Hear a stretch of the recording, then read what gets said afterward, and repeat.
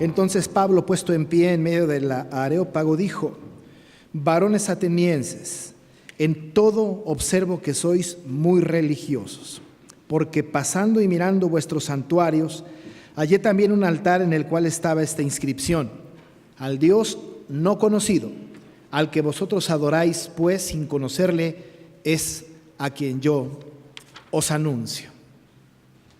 La tarea del apóstol Pablo era una tarea que había sido encargada por el mismo Jesús, al que él predicaba. Hemos visto a lo largo de este viaje misionero y desde el primero incluso, que toda la tarea del apóstol ha sido comandada por el Espíritu Santo. Él es el que ha determinado todas las cosas. De hecho, hace un momento el pastor Emanuel hablaba a los niños diciendo el pasaje de Hechos 1:8, donde dijo el Señor: recibiréis poder cuando haya venido sobre ustedes el Espíritu Santo. Entonces el Espíritu Santo ha tomado control del crecimiento de aquella iglesia. No solamente ha enviado a los apóstoles para que prediquen este evangelio en Jerusalén, toda Judea, Samaria y hasta el último de la tierra, sino que además Él se ha encargado de todo en realidad, porque Él allá en Antioquía ha pedido a los que estaban ahí, a los ancianos allá, que apartasen a Pablo y a Bernabé para la obra del ministerio, y los envía. El mismo Espíritu Santo es pues quien envía a los apóstoles a esta tarea. Lo vemos también convenciendo a las personas. Es el Espíritu Santo el que convence de pecado y el que trae a las personas a su pueblo. Así encontramos en el sermón de Pedro en día de Pentecostés que el Espíritu Santo convenció y trajo a 3,000 personas, porque él era el que se encargaba de esta tarea. El Espíritu pues se está moviendo a lo largo del trabajo de la iglesia de aquel tiempo. No podemos entenderlo de otra manera. Incluso el mismo Espíritu ha impedido al apóstol en este segundo viaje misionero que vaya por ciertas regiones de Asia para dirigirlo justamente hasta Troas, en donde después va a viajar por el mar Egeo hacia Macedonia. Vemos pues al Espíritu Santo moviéndose en este camino de la iglesia de aquel tiempo, y el Espíritu Santo convenciendo a Pablo de esto, y por supuesto Pablo dejándose dirigir por este maravilloso obra del Espíritu Santo. Llegaron pues a Macedonia en este segundo viaje misionero. Ya está el apóstol Pablo con Silas, que lo trajo desde Antioquía de Siria, y luego toma a Timoteo en Listra y siempre emprende este viaje. Y después notamos que en Troas se une Lucas en este viaje, que es el que está narrando esta historia. Llegan pues por el mar Egeo hacia Macedonia. Nosotros sabemos este derrotero de Pablo. Llegan a Neápolis, luego llegan a Filipos, donde tienen experiencias maravillosas con el Señor, siendo encarcelados, habiendo un terremoto, siendo liberados, la conversión del carcelero, etcétera. Luego lo vemos recorriendo la zona por Anfípolis, Apolonia, hasta llegar a Tesalónica. Y en Tesalónica también pudimos ver cómo también el Señor ha trabajado en la vida del apóstol Pablo, y hay una predicación maravillosa al grado de que les acusaron de que ellos trastornaban el mundo entero y que habían llegado hasta Tesalónica. Un buen insulto, por cierto. Luego entonces son perseguidos y son llevados a Berea, en donde ahí en Berea también tienen una hostilidad, porque los que son habitantes de Tesalónica y que eran hostiles los habían seguido hasta Berea y alborotaron igualmente al pueblo para perseguir a Pablo y a Silas y los que estaban con él en este trabajo. Vemos bastantes cosas en común. Hay cosas que son como muy, muy constantes en estos viajes. Una cosa en común que tenemos en estos viajes es la hostilidad del pueblo que no creía y que alborotado entonces iban en contra de Pablo, de Silas, seguro de Timoteo, por supuesto de Lucas también. Entonces iban en contra de ellos. Esto era algo como común. No se ve en todos lados, se nota mucho más en el primer viaje allá en Antioquía y en Listra, y en el segundo viaje misionero prácticamente en todos lados. En Filipos lo vemos también, en Tesalónica, y después el alboroto que hay en Berea por los tesalonicenses. Ese es algo común.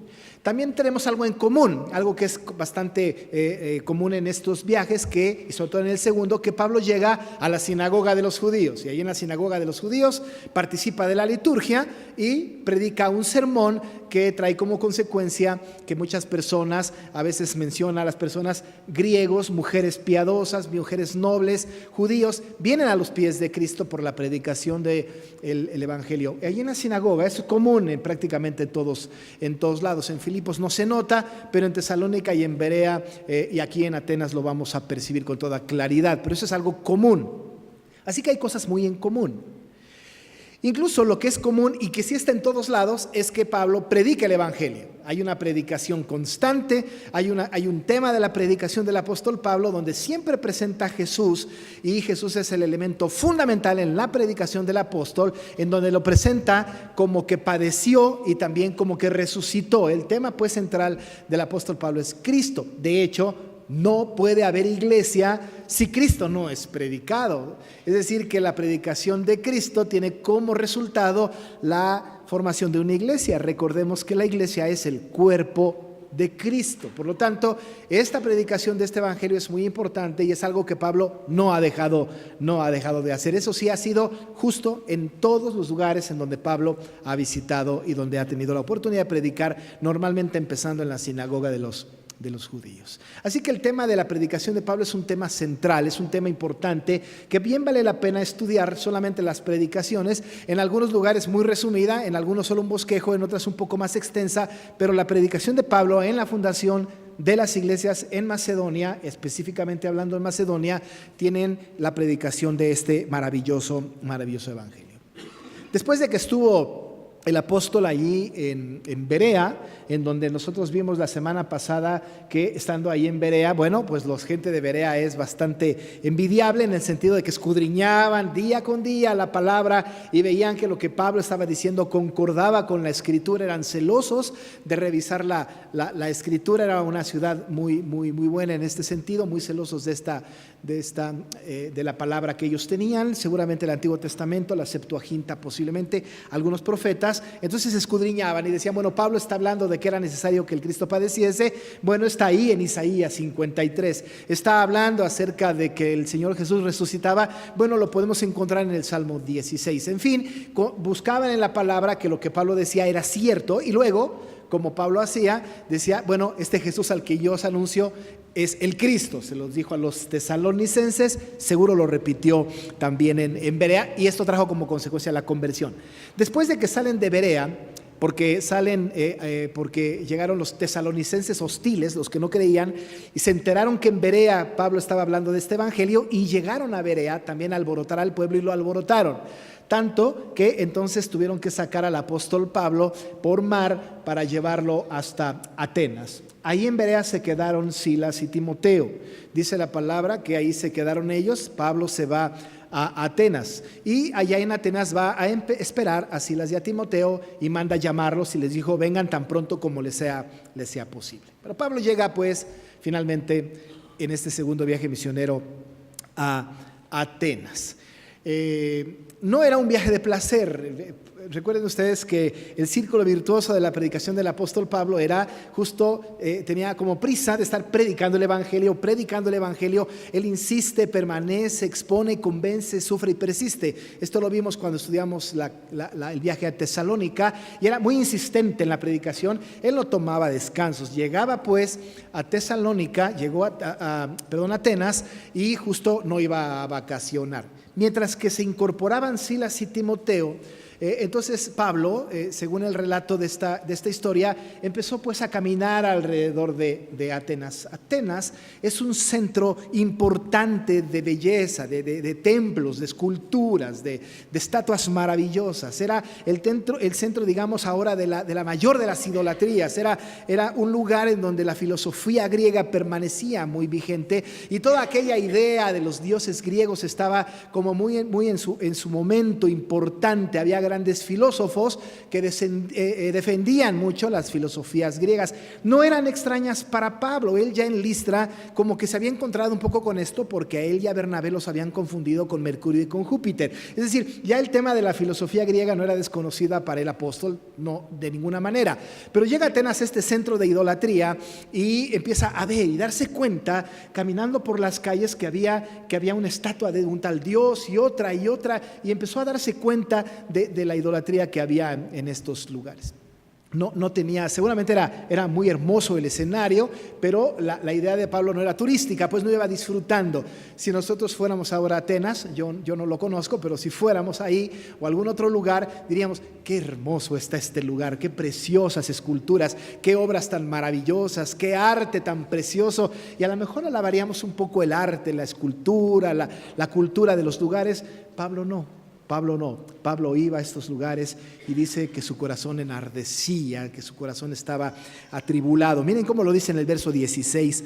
Mientras Pablo los esperaba en Atenas, su espíritu se enardecía viendo la ciudad entregada a los ídolos, se enardecía al grado del paroxismo. De hecho, la palabra ahí en el original tiene esta raíz de paroxismo. Se irritaba, pues le dolía en el alma, e iba caminando y se iba dando cuenta de toda la idolatría que había, y su corazón se calentaba y se enojaba, se airaba, porque veía todo aquello que estaba construido en Atenas, y su corazón estaba muy, muy irritado, porque él iba a predicar a un Jesucristo, al único Dios verdadero, y veía tanta idolatría en este lugar, tanta gente tan entregada a la idolatría. Pero ahí está Pablo. Como era costumbre de él, entonces llega a su base, que es la sinagoga de los judíos, y en la sinagoga de los judíos empieza a tomar la palabra y a predicar en los días de reposo.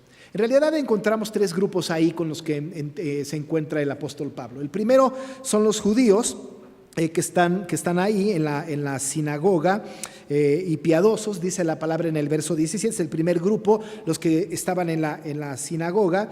Pero también había otras personas, no solamente en la sinagoga, sino luego iba al ágora o a la plaza, y ahí tenía también sendos sermones y hablaba de Jesucristo, el evangelio de Jesucristo, y mucha gente del pueblo se acercaba para escuchar esta predicación. También está al final del 17, dice que en la plaza cada día con los que concurrían allá.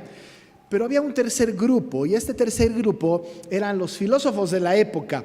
Estos filósofos de la época que exaltaban pues el arte, desde luego, que tenían ideas muy, muy de ellos acerca de la vida y de la razón de ser de la vida, y tenían cuestiones bastante diferentes a lo que Pablo iba a predicar. Estos grupos o estos filósofos, Lucas nos habla que son los epicúreos y los estoicos, estos grupos importantes, o estos dos grupos de personas filósofas de esa época, que tenían ideas bastante contrarias a la predicación que el apóstol Pablo iba a predicar. Entre otras cosas, resaltaban el arte, hablaban acerca, incluso eran panteístas, los estoicos, muy materialistas, le daban mucho énfasis al placer por el placer mismo, y tenían como mucha tendencia hacia creer que al final del tiempo el hombre se moría, y una vez muerto entonces ya no había nada que hacer, era la aniquilación, ya no había una vida posterior. Más adelante ellos van a reaccionar cuando Pablo habla de la resurrección. Entonces era un grupo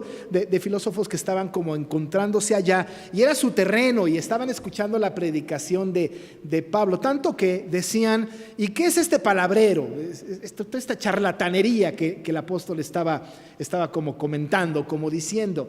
Y entonces mandan traer al Areópago a Pablo para que esté ahí en este lugar, que no era la cima de la montaña, no era un lugar específico. Quizá ya en este momento el Areópago era esta especie de grupo, de Sanedrín, de concilio, en donde Pablo va a ir a comparecer, y entonces llega ahí al Areópago traído por los estoicos y por los epicúreos, y él va a dirigirse a ellos ahora. Muy buena oportunidad, y ahora para presentar una palabra, para presentar un evangelio delante de un mundo tan idólatra. Ahí estaba el apóstol Pablo frente a ellos, y les dijo: varones atenienses, observo que en todos son muy religiosos. Veo alrededor y veo que son muy religiosos. Una palabra diferente para esta expresión pudiese ser supersticiosos, pero percibo que son como supersticiosos o muy religiosos. Cuando dice muy religiosos, no podemos nosotros interpretarlo como que son gente creyente en Dios. No, era gente supersticiosa, que tenían apego a sus dioses. Así es que dice: yo percibo esto, y he paseado por este lugar y he notado que tienen un altar vacío. Ahora, déjenme decirles que en aquel tiempo seguramente el apóstol iba caminando y veía los altares y veía ahí a un dios, el dios de la lluvia, quizá el dios del sol, y dioses de todo tipo alrededor. Iba caminando, Pablo iba notando aquellos dioses que habían fabricado los mismos hombres, que eran idea de los hombres y que habían sido construidos quizá con oro, con plata, con madera, con barro, pero eran pues grandes edificaciones. Y Pablo dice, he recorrido, he caminado sus calles, pero he notado que hay un altar que está vacío. Y tiene ese altar una inscripción, y la inscripción de ese altar es: al Dios no conocido. Era muy interesante porque este altar estaba dedicado a un Dios que no conocían. Quizá también en este afán supersticioso de los griegos, pensando, vamos a poner ese altar por aquello de que nos falte un Dios.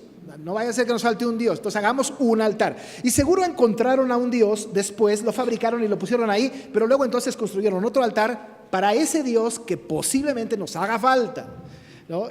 Y quizá pusieron otro Dios allá y luego pusieron otro altar por aquello de que nos faltara uno más. Así es que había un altar al Dios no conocido. Pero hay algo interesante en la expresión, mis queridos hermanos. Dice el versículo 23: al que vosotros adoráis, pues sin conocerle es a quien yo os anuncio. Pero dice Pablo, ese Dios no conocido es al que ustedes adoran, pero no lo conocen. La pregunta que tenemos en nuestro tiempo es: ¿se puede adorar a un Dios que no se conoce? Vamos a juzgar un poco a los atenienses de la época. ¿Cómo es posible que esos atenienses estén adorando a un Dios al que no conocen? Es más, no lo conocen, ¿por qué le dan adoración a un Dios que no conocen? Desde luego tenían un énfasis supersticioso, pero vamos a trasladarlo a nuestro tiempo. Nuestro tiempo hoy. Nosotros adoramos a Dios, amado hermano, conocemos a Dios, amamos a este Dios, lo adoramos. La pregunta es, ¿qué tanto lo conocemos? ¿Qué tanto lo conocemos? ¿No estaremos nosotros cayendo un poco en esto de repente en algún momento de nuestra vida cristiana, que adoramos a un Dios que no conocemos? ¿No caemos de repente en esta trampa de adorar a un Dios al que en verdad poco o casi nada conocemos? Podemos preguntar en nuestro entorno a personas a nuestro alrededor cristianas: para ti, ¿quién es Dios? Y quizá estemos hablando, Dios es Dios. Sí, pero ¿cómo es? Bueno, tenemos 2, 3 atributos como desde pequeños que conocemos. Dios es todopoderoso y es Dios. Todo puede, es Dios. Pero no conocemos más de Dios. No vamos más allá, no conocemos un poco más. ¿Qué le gusta? ¿Qué no le gusta? ¿Qué ha hecho? ¿Qué no ha hecho? ¿Cómo ha obrado en la vida del mundo desde sus inicios hasta el momento? ¿Quién es Dios? Ese Dios maravilloso es el que Pablo le va a presentar justamente a los atenienses, pero era un Dios que ellos, sin conocerle, le adoraron. Nosotros podemos decir a la distancia, nosotros sí adoramos a un Dios que conocemos. La pregunta es, ¿cuánto conocemos de Dios? ¿Cuánto? Porque a veces solamente nos conformamos con una predicación dominical y nos vamos con lo que el predicador dijo, pero en casa leemos la Biblia, conocemos a este Dios, escudriñamos, vemos y lo conocemos más, tenemos una relación íntima, o estamos adorando a un Dios al que no conocemos. Bueno, los atenienses así lo hacían, adoraban a un Dios que sin conocerle, pues le adoraban, tenían un altar al Dios no conocido. Pablo, aprovechando esta circunstancia de que tienen este altar, les dijo algo como: yo les voy a hablar de ese Dios al que ustedes adoran sin conocerle. Y entre muchas cosas más del texto, yo solamente voy a mencionar 4 cosas que Pablo les habla a los atenienses respecto de este Dios al que sin conocerle le adoran. Ahora les va a dar un motivo para adorarle, porque les va a presentar a este maravilloso Dios. Va a decir, en primer lugar, este Dios es el creador del universo. Es el creador del universo. Verso 24. Dice: el Dios que hizo el mundo y todas las cosas que en él hay, siendo Señor del cielo y de la tierra, no habita en templos hechos por manos humanas. Lo primero que quiere Pablo hacerles ver a estos atenienses, que tienen este monumento, este altar al Dios no conocido, les dijo: este Dios es el creador del universo. No fue producto, pues, de la conjugación de los átomos o de la casualidad, como seguramente algunos filósofos de ese tiempo presumían que así fue. No, de ninguna manera. No es un Dios casual, ni siquiera es un Dios creado. No es un Dios que fue producto de un fenómeno del universo. No. Dios es, dice el apóstol Pablo, hizo el mundo y todas las cosas que en él hay. Es Señor del cielo y de la tierra, dice el apóstol. Es el creador del universo. No vemos un texto de referencia en el Antiguo Testamento aquí como para sostenerlo, porque Pablo estaba hablando a atenienses que seguro no conocían el Antiguo Testamento. Pero podemos nosotros recordar con toda claridad el Salmo 24, ¿no es cierto? De Jehová es la tierra y su plenitud, el mundo y los que en él habitan. Así que nosotros tenemos un contexto, los atenienses no. Y les dice Pablo: este, al que ustedes adoran sin conocerle, es el Dios del universo, es el creador de todas las cosas. Tienen que reconocerlo como creador. Pero por cierto, no solamente es el creador, pero él, a diferencia de todos sus dioses que tienen ustedes aquí, es un Dios que no está sujeto a un templo, a un lugar. Al final del verso 24 dice: no habita en templos hechos por manos humanas. Es trascendente. Sus dioses están limitados a un templo. Sus dioses están limitados a un espacio. Este Dios, creador del universo, creador de todas las cosas, no le puede contener nada, porque él no habita, dice el apóstol, en templos hechos con manos humanas. Está por encima, es el Dios trascendente, es el Dios que está en todos lados, es el creador del universo. Esto lo tienen que saber los atenienses. Ese Dios que ustedes dicen que no conocer y que adoran, ese es el Dios, pues, creador del universo. Pero por otro lado, también este Dios es quien sustenta la vida. No solamente es un Dios que ha creado al universo, sino que además sostiene su creación. Es un Dios providente, pues, que sostiene. El versículo 25 dice al final: pues Él es quien da a todos vida y aliento y todas las cosas. Este Dios es el que da vida y aliento, sustenta, dirige toda su creación. Este Dios maravilloso, que es el creador de todo, no solamente ha hecho todo, sino que está supervisando y da vida y aliento a cada cosa, todas las cosas. Nosotros existimos y somos creación de Dios, y nos da vida a nosotros y nos sustenta con una mano providente, misericordiosa, maravillosa. Él es nuestro Dios.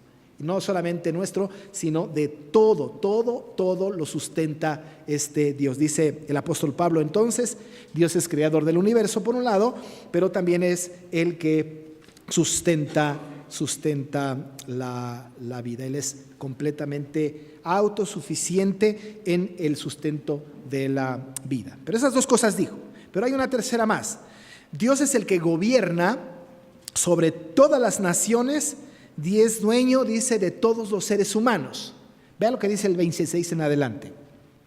Y de una sangre, entiéndase de un hombre, quizá Adán, ha hecho todo el linaje de los hombres para que habiten sobre toda la faz de la tierra, y les ha prefijado el orden de los tiempos y los límites de su habitación, para que busquen a Dios, si en alguna manera, palpando, puedan hallarle, aunque ciertamente no está lejos de cada uno de nosotros, porque en Él vivimos y nos movemos y somos, como alguno de nuestros propios poetas también ha dicho, porque linaje suyo somos. Él es Dios quien gobierna todas las cosas, le dijo a los atenienses, y además es dueño de todos los seres humanos. Está diciendo el apóstol Pablo: en Él vivimos y nos movemos y somos. Ellos tienen que entender que además de que el Señor es el creador de todo el mundo, y todo el mundo incluye a todo el mundo, el creador del universo, nosotros hemos sido creados por Él.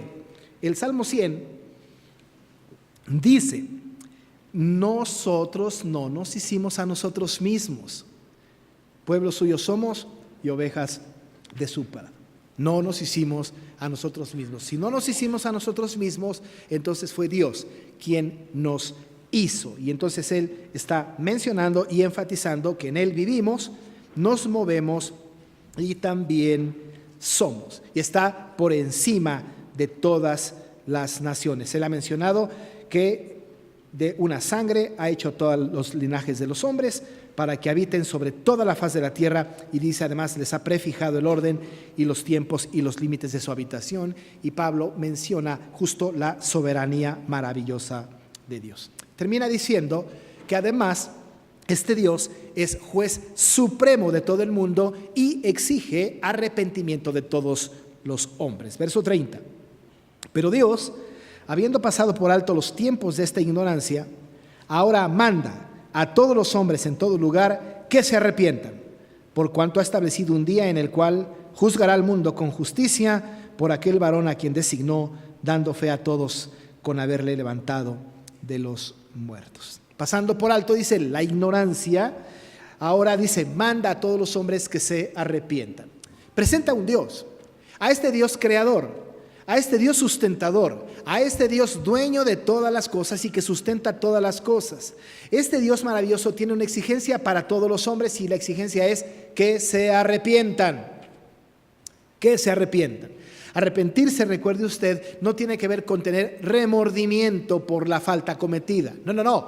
Es odiar el pecado, es dar la vuelta completamente en sentido contrario e ir por un lado distinto hacia donde Dios quiere que nosotros vayamos. Y él dice, es imprescindible, es necesario que todo hombre se arrepienta. Y añade después de esta sentencia que habrá un juicio. Ahí, en el versículo que estamos leyendo 31, por cuanto ha establecido un día, dice él, en el cual juzgará al mundo con justicia. Ese juicio se hará con justicia. Manda arrepentirse a todo el mundo, porque habrá este juicio final en donde será un juicio justo, y después habla de la resurrección de Jesús. Algunos no están de acuerdo, se burlan de Pablo, otros dicen ya te oiremos otra vez, pero el apóstol ha predicado este evangelio. Una defensa no lo sabemos, una predicación evangelística no lo sabemos, pero presentó evidencias de que este Dios no conocido era el creador del universo, el sustentador de la vida, era este Dios que había hecho a todos los seres humanos y este Dios que exigía arrepentimiento y que juzgaría al mundo al final. Como siempre, el Espíritu Santo, laborando en esta tarea, trae a los pies de Cristo, hace la conversión de personas distintas. Ahí está Dionisio la Areopagita, como dice la Biblia, una mujer llamada Damaris y otras personas que vienen a los pies de Cristo. Nosotros a la distancia tenemos a un Dios, ahora actualmente, que es el mismo Dios al que está anunciando el apóstol Pablo. Es un Dios al que tenemos que conocer con más detalle. No adoremos a un Dios que no conocemos, tenemos que adorar a un Dios que conocemos. Es el creador del universo, es el sustentador de todas las cosas, es el que fija los límites en todos los lugares, el que tiene control de su creación, este que pide que nos arrepintamos, este Dios maravilloso que dice que al final habrá un juicio justo. A este Dios somos llamados a creer, a este Dios nosotros somos llamados a anunciar a un mundo como el en el que vivimos hoy, que no es distinto a Atenas, lleno de idolatría. A este Dios tenemos que entregarnos y a este Dios tenemos que predicar. Sin duda, por el poder del Espíritu Santo, el Señor traerá y añadirá a la iglesia a todos aquellos que han de ser salvos. Pero nuestra tarea es hablar de este maravilloso Dios que el mundo no conoce y que adora, pero que nosotros conocemos y que adoramos y que tenemos que presentar al resto de la humanidad. Vamos a orar. Padre, tu palabra nos llama a varias cosas. Queremos conocerte más y solamente lo podemos lograr no con experiencias sobrenaturales, pero te podemos conocer a través de la revelación especial, también de la general. Ayúdanos, Señor, para que tengamos este ánimo de conocerte más, esta entrega, Señor, hasta este conocimiento. Hay tantos ídolos en el mundo hoy, tanta oferta. No queremos conocerles a ellos, te queremos conocer a ti, Dios del universo, creador, sustentador, que diriges y gobiernas tu creación, que nos hiciste, que juzgaras al mundo, que mandas que nos arrepintamos. Y así, Señor, como tú obraste en aquella época, sigues haciéndolo hoy. pues te rogamos que permitas que nosotros podamos hacer esta tarea también de hablar al mundo que no te conoce acerca de quién eres, para que el mundo, Señor, te conozca y venga a tus pies. Ayúdanos en esta tarea, Señor, lo pedimos en el nombre de Jesús. Amén.